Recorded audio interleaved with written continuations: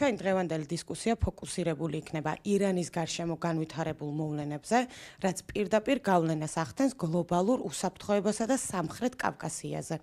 ვისაუბრებთ იმაზე, თუ რამდენად რეალურია ამერიკა-ირანის პირდაპირი სამხედრო დაპირისპირება, რა ბედიელის თეირანის რეჟიმს შიდა კრიზისების ფონზე და სად გადის საქართველოს ინტერესები ამ დიდ გეოპოლიტიკურ თამაშში. რუბრიკის სტუმარი გახლავთ ბატონი ვასილ პაპავა. მოგესალმებით ბატონო ვასილ. პირველი კითხვით დავიწყებ. ამერიკის შეერთებული შტატების პირდაპირი დარტყმა. ბოლო პერიოდში სულ უფრო ხშირად ისმის რიტორიკა ირანის ბირთვულ ობიექტებზე. შესაძლოა იერიშის შესახებ გამართლდეს და ამერიკამ დაარტყას ირანს?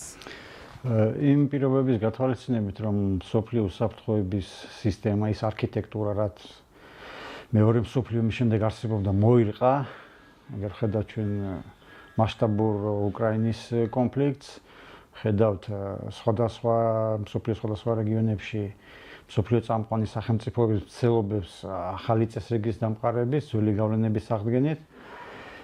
ასეთ პირობებში თავისთავად დღევანდელი ვითარებიდან გამომდინარე, რაც ირანში საპროტესტო აქციები მიმდინარეობს, მთავარი საკითხი, რომელიც მასმედიაში ემოსილებს, არის დაიწყება თუ არა ისრაელ-ამერიკის კომბინირებული სამხედრო ოპერაცია, ეგრეთ წოდებული მეორე ფაზა, რათა ირანის ბირთვული პროგრამა მთლიანად გაანადგურონ. 12 დღიანი ომის პერიოდში ეს მათ ვერ მოახერხეს, გამომდინარე იქიდან, რომ ჯერ ერთი აქტიურად ამ კუთხით ამორჩეოდა ისრაელის საჰაერო ძალები, ამერიკა შემდგომ ჩაერთო, მაგრამ უფრო ასე რომ ვთქვათ, დასრულების ფაზაში და არა თვითონ დამხმარე ძალად და თავისთავად ირანი ახლა პატარა სახელმწიფო არის, მისი სამხედრო და ბირთვული ინფრასტრუქტურა მიმოფანტულია ქვეყნის სხვადასხვა რეგიონებში, ეს ლოჯისტიკის კუთხით საკმაოდ რთული ამოცანაა, რომ ყველა ეს ობიექტი იქნას განადგურებული ისე, რომ ირანმა მინიმუმ რამოდენიმე წლის განმავლობაში ვერ მოახერხოს თავისი ბირთვული პოტენციალის აღდგენა, თუნდაც იმ ნიშნულამდე, რაც მას დღეს გააჩნია. და იქიდან გამომდინარე, ეს მუდმივი მუსირებული ინფორმაცია, რომ იგეგმება ისევ მორიგი სამხედრო ოპერაცია ირანეთსა და არ არის მოკლებული ლოგიკას. თუ ასევე გავითვალისწინებთ იმას, რომ ამ საპროტესტო აქციების ფონზე, როდესაც ირანის ხელისუფლებამ მკაცრი მეთოდები ჩაახშეს საპროტესტო გამოსვლები, თუმცა ბოლომდე არა თავისთავად, ასეთ პირობებში, ხელსაყრელი პირობები იქნება თვითონ ამერიკის და ისრაელისთვის, რომ ეს გამოიყენოს ერთგვარ ფონად, რომ ამ საპროტესტო აქციების გამოსვლილი მოსახლეობის მხარდასაჭერად, ამ რეჟიმის დასაჯელად განხორციელდეს მორიგი სამხედრო იერიში. თავისთავად ამოცანა არის ის, რომ ირანის სამხედრო პოტენციალი, მისი ბირთვული პოტენციალი იქნას სრულად განადგურებული. ეს ასევე დამოკიდებულია იმაზე, მოხდება თუ არა წავა თუ არა ირანის ხელისუფლება დათმობებზე, მოლაპარაკებებზე, რათა შედგეს ახალი ხელშეკრულება, მოგეხსენებათ 2015 წელს ვენაში დაიდო ხელშეკრულება ევროპის ქვეყნებსა და ამერიკის ჩართულობით, სადაც ირანი უარსამობდა ბირთვული პროგრამის გაძლიერებაზე, განახლებაზე, იმ პირობით, რომ მას სანქციებს მოუხსნიდნენ. თუმცა ტრამპის პირველი ადმინისტრაციის დროს 2018 წლის მაისში სამხრივად გავიდა ამერიკის შეერთებული შტატები ამ ხელშეკრულებიდან და ამ ხელშეკრულებამ ძალა დაკარგა და როგორც ამოჩნდა თვითონ ამ ფაქტიდან, თვითონ დასავლეთი ქვეყნების აქტიურობა და მონაწილეობა საერთოდ არანაირ როლს არ ასრულებდა, იმიტომ რომ თუ ამერიკა გავიდა, ამ ბირთვული ხელშეკრულების მონაწილე სახელმწიფოები, საფრანგეთი, დიდი ბრიტანეთი, გერმანია, მათ წონა ამ მოლაპარაკებების კუთხით და გავლენები, რომ ის პირობები შეასრულონ, რაც ორმხრივად იქნა გაფორმებული, არ აქვთ. ამერიკის გარეშე, როგორც ჩანს, ეს საკითხი არ მოგვარდება და როგორც ჩანს, ტრამპის ეს მეორე ადმინისტრაცია ცდილობს ამ სამხედრო რიტორიკის ფონზე იქნებ გამოვივაჭროს ახალი ხელშეკრულება, ოღონდ უკვე ამერიკის შეერთებულ შტატებთან და არა ევროპის ჩართულობით, იმიტომ რომ ჩვენ ხედავთ, რომ ტრამპის ადმინისტრაცია რაც მოვიდა ხელისუფლებაში, ევროპის მიმართ არ არის ისე ლოიალურად და მეგობრულად განწყობილი, თუნდაც როგორც ბაიდენის ან ბარაკ ობამას პერიოდში. და ამ კონტექსტიდან შეიძლება ვარაუდოთ, რომ უბრალოდ ამას ცდილობს ამერიკა, რომ ორი ამ მათრახი და პრიანიკის გამოყენებით, ასე რომ ვთქვათ, მიაღწიოს მიზანს, რასაც ქვია ირანის ბირთვული პროგრამის შეჩერება. ორი ვარიანტი არის შესაძლებელი, თუ ირანის ხელისუფლება წავა ამ ხელშეკრულებაზე დათმობებზე, თავისთავად ამერიკა მას დათანხმდება. ოღონდ იქნება იქ მკაცრი პირობები. თუ ამერიკა ირანს დაარტყამს, რამდენად რეალურია, რომ კონფლიქტი მთელ ახლო აღმოსავლეთს მოედოს და რა როლს შეასრულებენ ამ დროს ირანის პროქსები, ჯგუფები, ჰეზბოლა, ჰუსიტები, გულისხმობ? ხო, ნუ ახლა ბევრი იწერება ამ თემაზე, საკმაოდ დიდი ვრცელა, მაგრამ შევეცდები მოკლედ, ძირითადი საკითხები გამოვყვა, იმიტომ რომ ახლა ჩვენ ხედავდით ავღანეთის ოპერაციის მიმდინარეობის, მისი შედეგები როგორ დასრულდა, ერაყის სამხედრო მისია, ისიც როგორ დასრულდა, სირიაში რა ვითარება შეიქმნა, ანუ ეს ბაშარ ასადის რეჟიმის დამხობა და ხელისუფლებაში ეს ისლამისტური ძალების მოსვლა, ну იგივე კონსტრუქციით, იგივე მიდგომით ირანის მიმართ, ანუ ამ მოდელის გამოყენება, რომ იქ გაამართლა და შემდეგ, რაღაცა შეიქმნება სხვა კონსტრუქცია, ეს საკმაოდ არასერიოზულად მიმაჩნია, იმიტომ რომ ირანი რადიკალურად განსხვავდება აი ამ სახელმწიფოებისგან და იმ რეჟიმებისგან, რომელიც იქნა დამხობილი და მოყირავებული ამ სხვადასხვა კონფლიქტების პირობებში. პირველ რიგში ირანი არის ერთადერთი სახელმწიფო, რომლის ოფიციალური რელიგია არის შიიზმი, ერთადერთი სახელმწიფო. არის სხვადასხვა ქვეყნები, სადაც შიიტი მოსახლეობა არის უმრავლესობა, მაგრამ არ არიან ეს სახელმწიფოები რელიგიური. უბრალოდ მათი სახელმწიფო მოწყობა არ არის შარიათის კანონმდებლობაზე დაყრდნობილი. ანუ საერო სახელმწიფოები არა. აი მაგალითად ჩვენი მეზობელი, ახლო მეზობელი აზერბაიჯანი მოსახლეობის დიდი ნაწილი 60%-ზე მეტი თუ ან 70%-ზე ზოგი საუბრობს.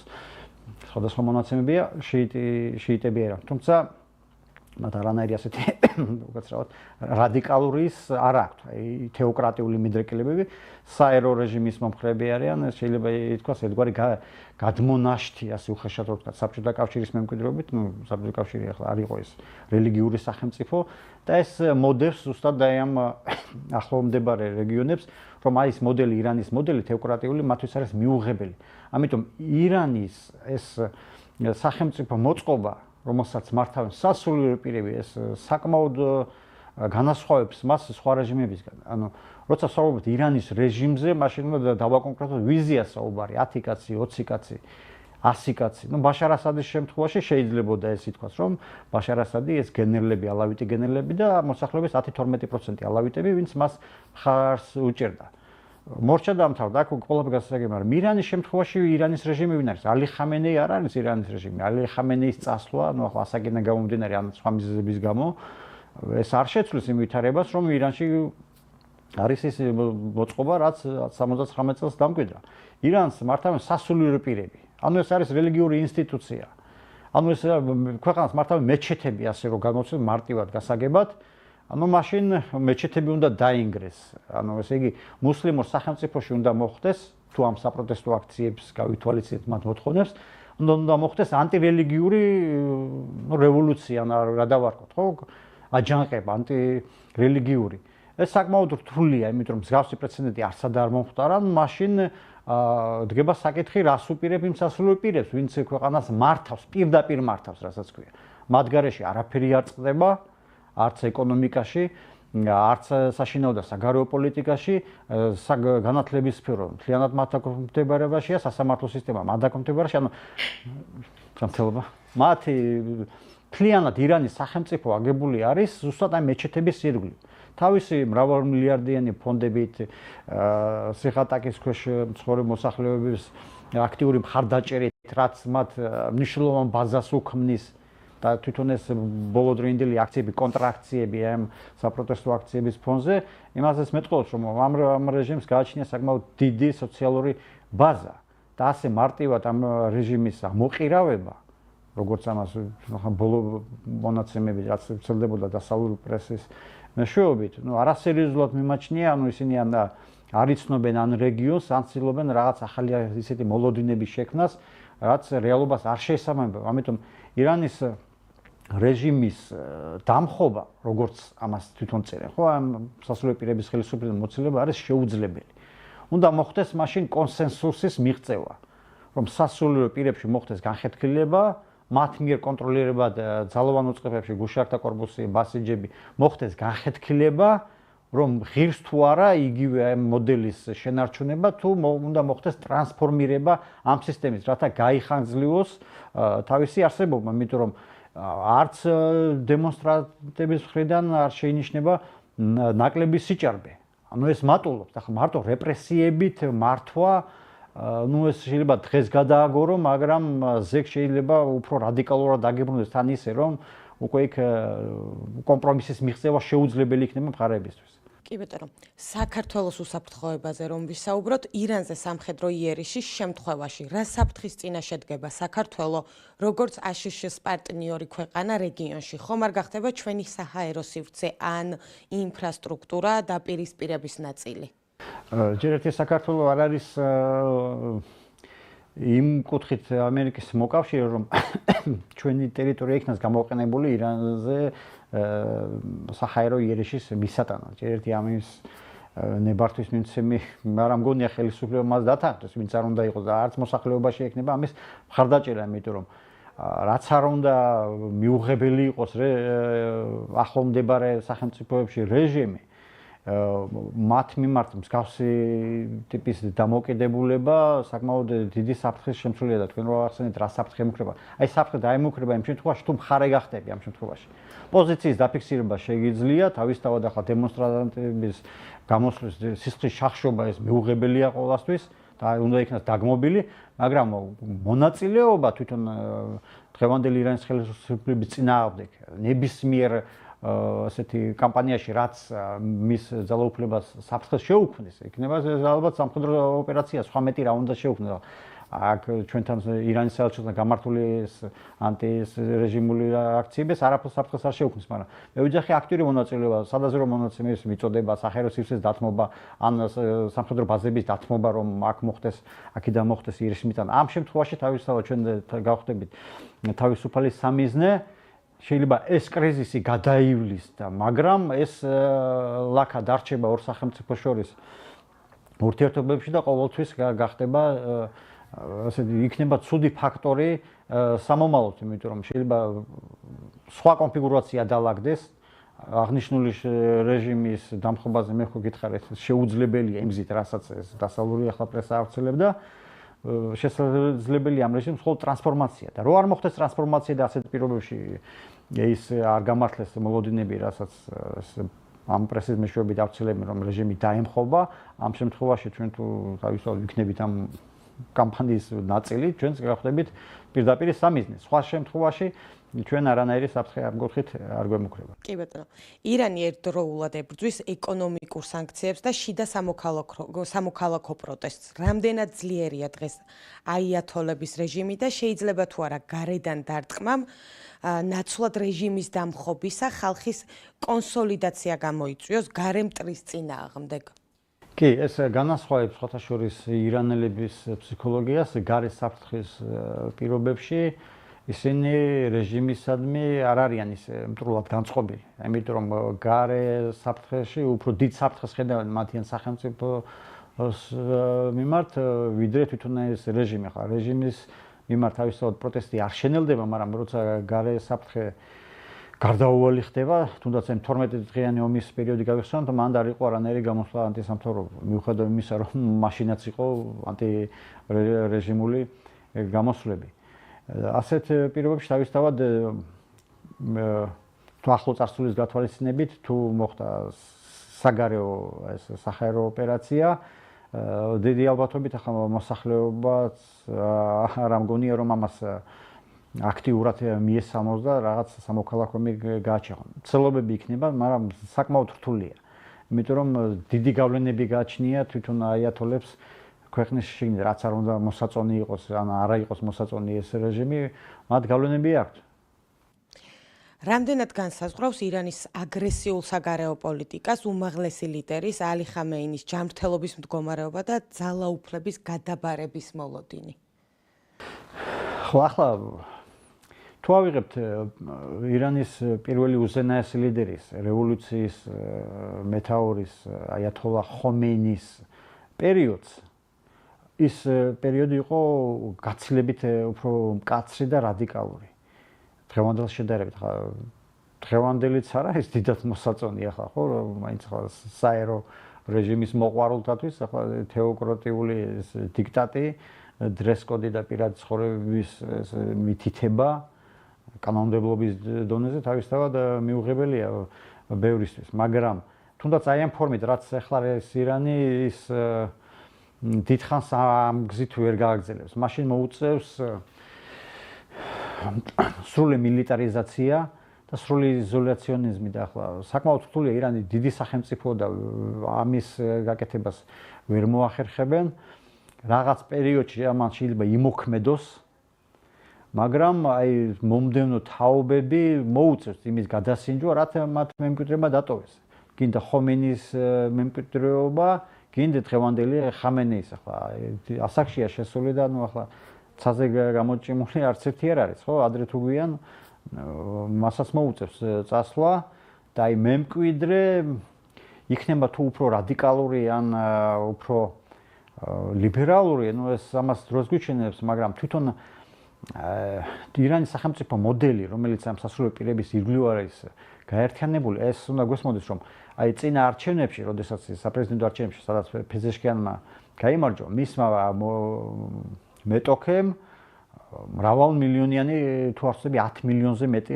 ხმა მიიღო ეს არის კონსერვატიული ფრთა ბაზა ხო ეს არ არის ჩამოსაწერი ანუ ვინც ეს ის ხალხია ვინც ეთანხმება იმ წესწყობილებას რაც არის ირანში დღეს ანუ ეს რო შენარჩუნდეს ეს მოდელი მაგრამ თუ მეორე ფრთა ვინც რეფორმებისკენაა მიდრეკილი იმათი პოზიციები გაძლიერდა ასეთ პირობებში თავისთავად მოხდება რეჟიმის ტრანსფორმაცია მაგალითად შემსუბუქდება აი ამ დრესკოდზე ესეთი ეს მკაცრი რეაგირება რაც ადრე გააჩნდათ ეს ხიჯაბი იქნება თუ ჩადრი ან თავსაბურის ეტარების ან სხვა რაღაც ესეთი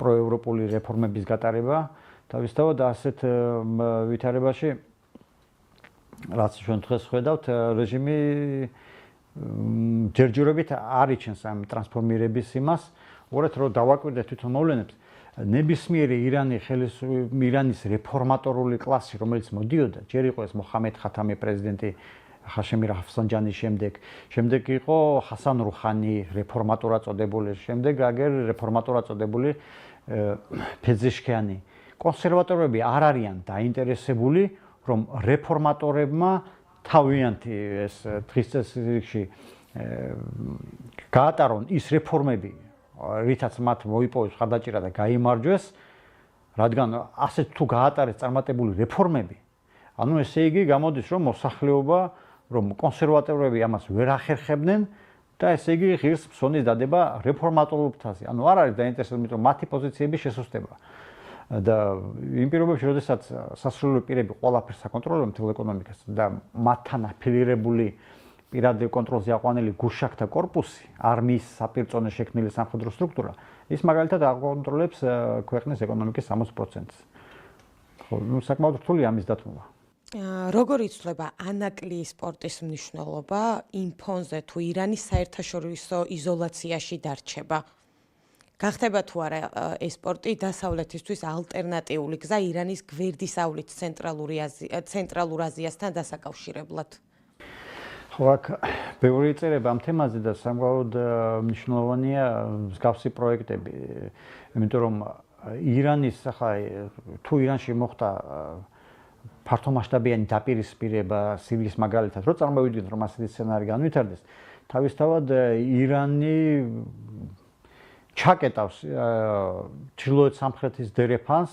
ანუ ამოვარდება ამ პროექტიდან, ასევე ჩაიშლება სხვა ინფრასტრუქტურული პროექტები, რაც ჩინეთიდან მომდინარეობს ავღანეთის გავლით, პაკისტანის გავლით, სპარსეთის ყურეში, დიდი საფრთხე შეიქმნება ამ ნავთობის სფეროს, რადგან ეკონომიკის 70%, მსოფლიო ეკონომიკის 70% მიმულია ზუსტად სპარსეთი ყურის ქვეყნებზე, ამ ენერგორესურსებზე და ირანის თავისთავად დეცენტრალიზაციით და ირანის შიგნიდან აფეთქებით მთელი ეს კონსტრუქცია რაც აქამდე არსებობდა, დიდ საფრთხეს შეუქმნის ერთი თავისთავად მსოფლიო ეკონომიკაზე, მაგრამ პირველ რიგში დაარტყამს ჩვენს რეგიონს და ასეთ ვითარებაში, როდესაც დასავლეთს და გააჩნია მტრული დამოკიდებულა, რა ვთქვათ, რუსეთისადმი, თუ ირანის ამოვარდნა მოხდა აი ამ სატრანსპორტო ლოჯისტიკური ქსელებიდან, ერთადერთი გზა, სახმელეთო გზა ცენტრალურ აზიისკენ რჩება ზუსტად სამხრეთ კავკასია და საქართველოს გვერდისავლით ეს ვერ მოხერხდება. ამის გარეშე შეუძლებელია რომ ცენტრალურ აზიასთან მოხდეს სახმელეთო გზით დაკავშირება. ასეთ პირობებში თავისთავად ქვეყნის მნიშვნელობა და ფასი მატულობს და ის პროექტები, რაც ახლა ანაკლის პორტის მნიშვნელობა მეტად უფრო გაიზრდება. და ახლა ამის პარალელურად კიდევ საუბრობენ ზანგეზურის დერეფნის იმაზე, ხო, რომ ეს პროექტი საქართველოს მოწყვიტავს. ესეც საკმაოდ არასერიოზული არის, იმიტომ რომ თვითონ გეოგრაფიულად და მისი განლაგებიდან გამომდინარე საკმაოდ ერთი რთული განსახორციელებელია. მეორე ირანთან ახლოს არის, ანუ მისი უსაფრთხოება მთლად ისე არ იქნება გარანტირებული, როგორც ამას გეძახიან. მესამე ერთი ის მრავალმილიარდიანი პროექტები, რაც თურქეთმა და საქართველოში ჩადო, ну ახლა იმის ჩამოწერა და გაბათილება, სხვა ერიმით ჩანაცვლება ასე მარტივად არ ხდება.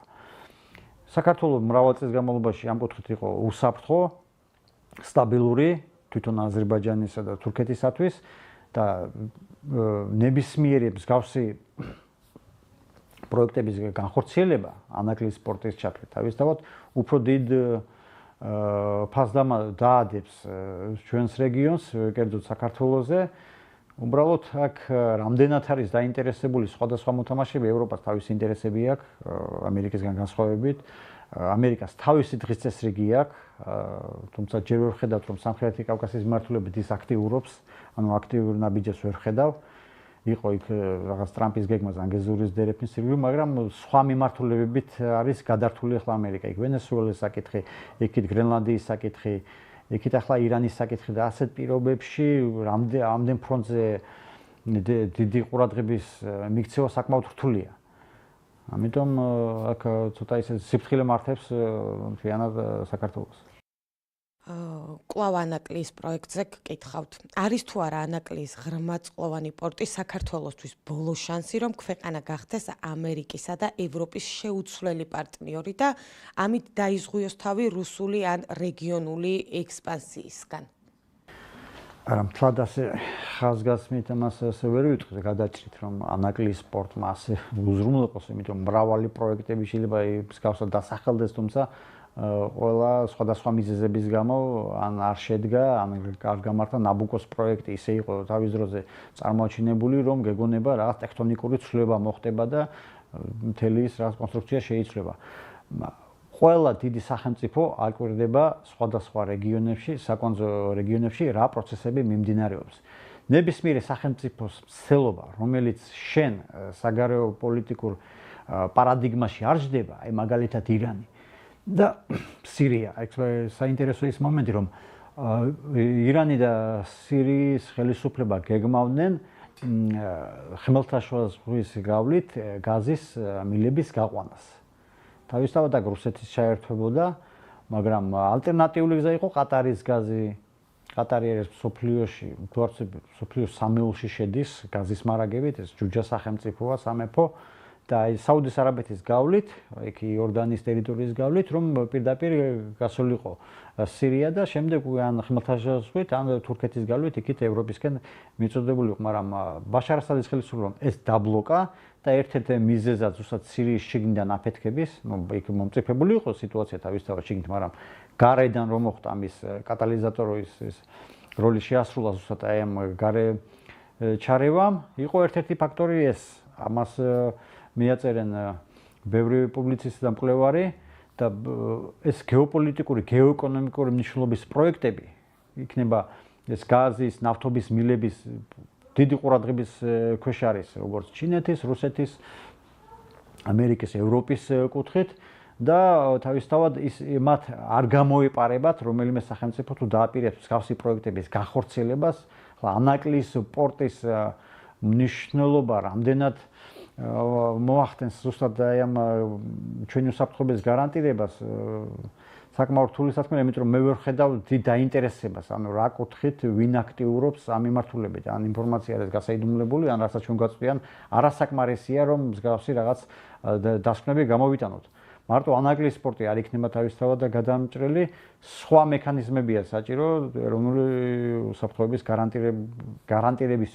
თუმცა არც ჩამოსაწერია მსგავსი პროექტების განხორციელება, იმიტომ რომ ასეთი პროექტი რომ განხორციელდეს, ეს მრავალმილიარდი ინვესტიციები თავისთავად ის გარეძალა იმას დაიცავს კბილებით, ასე რომ ვთქვათ. თქვენ სიღრმისეულად სწავლობთ ისლამურ სამყაროს. რამდენად არის დღეს საქართველოში რელიგიური რადიკალიზმის ექსპორტის საფრთხე და რამდენად მზად არის ჩვენი სახელმწიფო ამ ტიპის რბილი ძალის წინააღმდეგ საბრძოლველად? ეს საკმაოდ მნიშვნელოვანი საკითხია. ჩვენი ეროვნულ საფრთხეობას პირველ რიგში უნდა აინტერესებს ეს მიმართულება. იმიტომ რომ უკვე თვალშისაცემია არის როგორ უნდა დავთვალო, უცხოტომელები თუ რა ვიცი, იმიტომ რომ ბევრნი არიან, ყველა ქვეყანას ვერ ჩამოთვლი, არაბული ქვეყნებიდან, პაკისტანი, ავღანეთი, ბანგლადეში. მათი ასეთი სიჭარბე უბრალოდ ბევრ კითხვებს აჩენს. პირადად ჩემში როგორც მკვლევარი და ახლა მოსახლეობასაც ეკითხები. უბრალოდ ვინ დგას ამის უკან? ახლა მარტო ხელისუფლება, ვინ ლობირებს უпроსწორად, რომ მოხდეს ეს ქართული სოციუმის ასე ათქვეფა და ასეთი შეუსწავლელი სხვა ქვეყნის მოქალაქეების ამ ნაკადით შემოშვებას, იმიტომ რომ ისინი განსხვავდებიან ერთმანეთისგან. ინდოელებს რადიკალური დაპირისპირება აქვს პაკისტანელებთან, ავღანელები ვერ იტანენ თუ ვთქვათ, პაკისტანელებს, ან იტანენ პაკისტანელებს, მაგრამ ეზიზღებათ ირანელები. ასეთ პირობებში ამათი მართვა შესწავლა, ну, მაშინ საკმაოდ ისეთი ძლიერი ძალოვანი უწყებები უნდა გააჩნდეს საქართველოს, როგორც ისრაელს, რომ შეძლოს მათი საქმიანობის და სხვა ქმედებების გაკონტროლება და შესწავლა. აქ კიდევ ერთ-ერთი მნიშვნელოვანი საკითხია, რომ აი ამ არაბული ქვეყნებიდან ასეთი მასიური შემოსვლა თავისთავად ეს ქმნის ერთგვარ ანკლავებს, ზუსტად აი ისინი სახლებიან ერთად, ცდილობენ ერთ იმაში დასახლდნენ, ან თავიანთი ისინი ნათესავები ან ახლობლები ჩამოიყვანონ და აი ამ მასის აქ დარჩენა გარკვეული პერიოდის შემდეგ, თუ ეს ნაკადი თავისთავად არ შეწყდა, საკმაოდ დიდ პრობლემებს შეუქმნის სახელმწიფოს. იმიტომ რომ ისინი გახდებიან ინსტრუმენტების სხვა ქვეყნების სპეცსამსახურების ხელში, არაერთი მაგალითია, იმიტომ რომ პატარა ინციდენტს შეუძლია გამოიწვიოს დაპირისპირება. იმიტომ რომ ჩვენ არ ვიცნობთ ისლამს. არ ვიცით როგორ ვიმოქმედოთ ამ მიმართულებით. ჩვენ სხვა ისლამი ვიცით. არ ქონიათ ჩვენ აი ამ ქვეყნებთან ისეთი ახლო შეხება, თუ ქონია შუა საუკუნეებში და ისიც ცუდი, ხო, ვებრძოდით. რა უნდა გააკეთოს სახელმწიფომ, რომ დაიცვას ეს ზღვარი და რაღაცნაირად დააბალანსოს, ასე ვთქვათ. ავიღოთ მაგალითები ისეთი ქვეყნების, ვინც ამ კუთხით აქტიურობს, ისრაელი. ისრაელი ყოველას არ უშვებს თავის სახელმწიფოში. მარტივად, თუ ეროვნული უსაფრთხოება არის პრიორიტეტი, ყველა ბერკეტი შენს ხელშია. არ შემოუშვა და დამთავრდა. უბრალოდ საინტერესოა, რატო უშვებ? ანუ რა ეკონომიკური სარგებელი მოაქვს საქართველოსთვის და ანუ საქართველოს მოსახლეობისთვის ამ ნაკადის შემოსვლა. ეს არის უბრალოდ გაუგებარი. რა დოლაც ქმნიან ისეც, რომ მათი ჩანაცვლება სხვა იმით შეუძლებელია უბრალოდ. სომხეთ-აზერბაიჯანის ურთიერთობებში ირანის ფაქტორი გადამწყვეტია, როგორ უნდა დაიჭიროს საქართველოს ბალანსი, რომ მეზობლებს შორის დაპირისპირებაში ცეცხლში არ აღმოჩნდეს. ხო, ახლა სომხეთი საბჭოთა კავშირის დაშლის შემდეგ იმყოფებოდა სრულ ბლოკადაში, ერთადერთი გზა ჰქონდა საქართველოს ჰქონდა გააჩნია, მაგრამ ამ პირობებში რაც 90-იან შეიქმნა ეს მარტო საქართველოს იყო და ირანი. ირანმა საკმაოდ დიდი დახმარება გაუწია მაშინ სომხეთს, ну არა ეს მხოლოდ დიდი მოსახლეობა და ტერიტორია, რომ ირანს არ შეეძლო თქვა ისეთი დახმარების გაწევა, რაც მოსახლეობას დატყობოდა და თვითონ ესეც ჩანს სომხეთის ხელისუფლების და მოსახლეობის განცხადებებში და განწყობებში, რომ ირანის მიმართ დადებითად არიან განწყობილი და მტკივნეულად ღებულობენ ნებისმიერ ესეთი ანტიირანულ იმას ქმედებებს, რაც ხდება დღეს ირანის ირგვლივ. ასეთ პირობებში, როცა სომხეთი იყოფოდა ბლოკადაში, ირანი თავისთავად მისი ერთ-ერთი მაშველი რგოლი იყო. გავიხსენოთ აგერ ზანგეზურის სომხეთი როცა დამარცხდა ყარაბაღის ომში, აზერბაიჯანმა დაიბრუნა ტერიტორიები, გაერთიანა სახელმწიფო. ასეთ პირობებში, როცა პრეზიდენტ ალიევმა წამოაყენა ზანგეზურის დერეფნის საკითხი, თავისთავად ეს არის სომხეთის სიუნიქის ოლქის სამხრეთი ნაწილი, რომელიც უშუალოდ ესაზღვრება ირანის ტერიტორიას. და ირანისთვის სხვადასხვა მიზეზები ახლა გეოპოლიტიკური, გეოეკონომიკური, უსაფრთხოების თვალსაზრისით, ცივილიზაციური საკითხებით ერთვის ამას, რომ თურქული, როგორც ირანში ამას უწოდებენ, პანთურანული პროექტის განხორციელება, ანუ რკალი არ შეიკრას მის ჩრდილო-დასავლეთ საზღვარზე და არ მოხდეს ამ სომხეთის სამხრეთ ტერიტორიაზე თურქეთ-აზერბაიჯანის კონტროლის დამყარება. ირანმა მიმართულებით მთელი რიგი ნაბიჯები გადადგა მაშინ. სიუნიქში ჩასული იყო ირანის საგარეო საქმეთა მინისტრი მაშინდელი აბდულლაჰიანი, იქ გახსნეს საკონსულო. ასევე ირანმა მაშინ ჩაატარა გუშაქთა კორპუსის წვრთნები აზერბაიჯანის საზღვრებთან ახლოს და ყველა საინტერესო იყო, რომ ეს იყო არა თავდაცვითი მანევრები, არამედ თავდასხმითი. ერთგვარი გაფრთხილება იყო იმ ძალების მიმართ, რომ ვინც შეეცდება ამ საზღვრების გადასინჯვას, სულ 30 კილომეტრია თუ ვწდები, თუ 40 კილომეტრამდე, რაც ნახიჩევანის ექსკლავს აკავშირებს, უნდა დააკავშიროს აზერბაიჯანთან, ხო? ეს ნახიჩევანის ოლქი ავტონომიური რესპუბლიკა პირდაპირ არ ესაზღვრება აზერბაიჯანს, ვიცით, ეს უნდა გაიაროს სომხეთის სამხრეთ ნაწილი.